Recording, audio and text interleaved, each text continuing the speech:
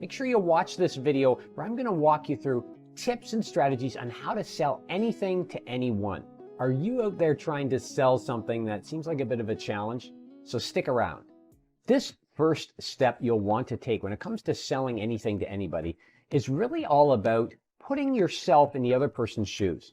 You see, a lot of times in sales, when we're in a call, when we're in a meeting, whether you're on the phone, face-to-face, whatever the situation might be, we're thinking about ourselves. We're thinking about the next step in our process. We're thinking about what we want to say. We're thinking about what's on the next slide, when in reality, all we really need to do is put ourselves in the other person's shoe.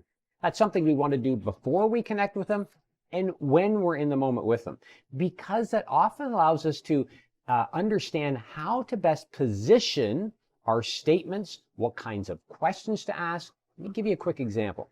If you're meeting with an executive, somebody that owns or runs a business, chances are the kinds of things they're concerned about are pretty high level. They might be concerned about bank financing. They might be concerned about losing a big customer. So if you're to come in to talk to them about coffee, all right, or you're talking about lawn mowing services, probably something they're really not concerned about, and they're going to delegate you down. But if you put yourself in their shoes and realize what they're concerned about, what they're thinking about, it's going to drive your behavior, it's going to drive your dialogue and your perspective, which is only going to help you be more effective in the sales conversation. Ask yourself, what are the things they're most concerned about or considering right now? And if you're not sure where to get this, find other clients, other customers, or even peers of your own who are in a similar role and ask them, hey, what are the kinds of things you deal with on a daily basis? Then use that to put yourself in the right frame of mind. Second thing I want you to do is avoid a sales pitch. You know, I was recently doing some work with a coaching client of mine, and he kept saying sales pitch, my sales pitch.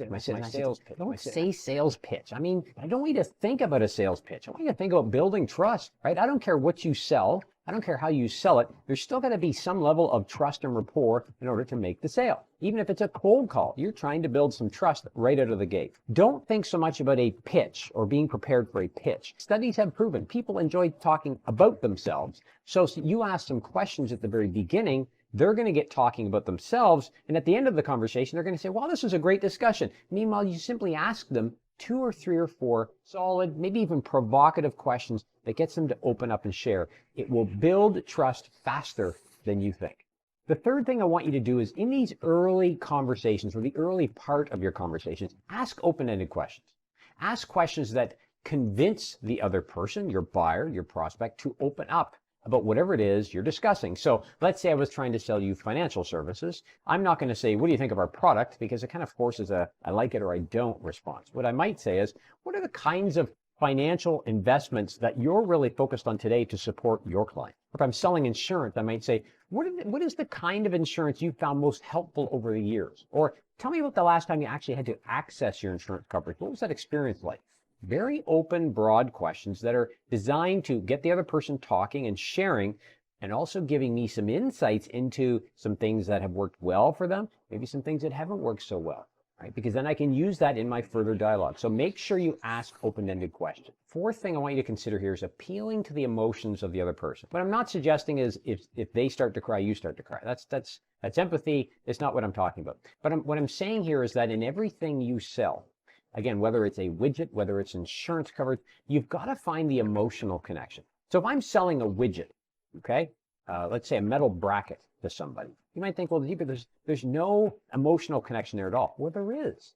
Because if they're buying metal brackets today, and those metal brackets happen to show up with poor quality, right, or they show up late, that will cause pain, frustration for your buyer, right? That's the emotional side. So rather than say, hey, those metal brackets you're buying today just don't look as shiny as ours, I might say, have you ever had any problems with the delivery of those metal brackets?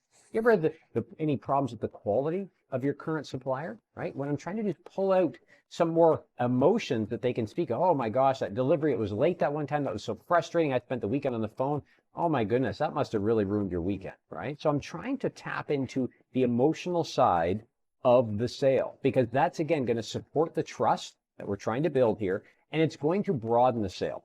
Remember, at the end of the day, if I'm giving you information, all that really causes you to do is think. But if I can tap into what's behind that sale, if I can tap into your personality, if I can tap into your values, your beliefs, right? What's important to you as a buyer, regardless of what I'm selling, it gives me more power when it comes to building that rapport and trust and the kinds of questions to ask and how to respond.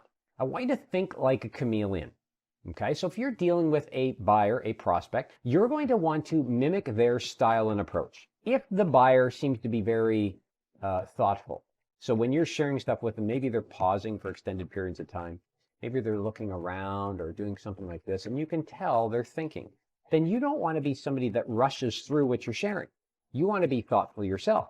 So if they ask you a question, so how much would this cost me? You might respond with, well, that's a really good question. There's a variety of factors to consider when it comes to price. Let me think about that for a moment, right? All I'm doing is reflecting the kinds of behaviors they're using. Now, why do we do this? It's not to be manipulative. That's not the point. But we are drawn to people who we believe are similar to ourselves. We are repelled from people who we believe are different than ourselves, right? Have different behaviors.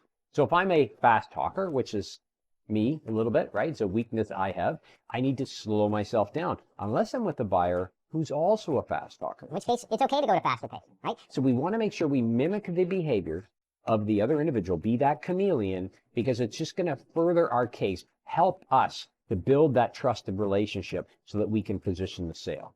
Here's the last tip for you. Don't ever give up. Don't ever give up. Sales is a numbers game. The more people you reach out and connect with, the greater chance you'll have to make a sale. Now, you have to have a sales process. There's a variety of other things to consider. But when you start to have an interaction with somebody, okay, or when you're reaching out and you give up, or you have an interaction, it doesn't go as you expect and you give up, there is no chance of a sale. You've probably heard this a million times, but Wayne Gretzky was famously quoted to say you miss 100% of the shots you don't take. That's sales in a nutshell. You can never give up. Never let go of a prospect. If a prospect says, no, not today, not right now, no problem. I'll follow up with you in 6 months. Okay? You never want to give up because you don't necessarily have the magic wand to determine the perfect time to sell. We can try and influence that. And I've given you a lot of strategies that will help you, but sometimes it takes a little bit longer for a prospect to come around for a variety of factors, maybe that are out of their control. You never want to stop. You never want to give up. I'm not saying push. I'm saying stay in touch. Keep working the numbers, keep adding value, keep your relationship going. Do not lose track. Do not ever give up. If you've enjoyed this video, make sure you like the video down below and comment on the kinds of strategies you found really useful for yourself in trying to make sure you can sell whatever it is you sell. Make sure you click the subscribe button to the channel. You get notified each and every time I release a new video. And until next time, let's get out there and go sell something. You and I know this ain't never gonna change.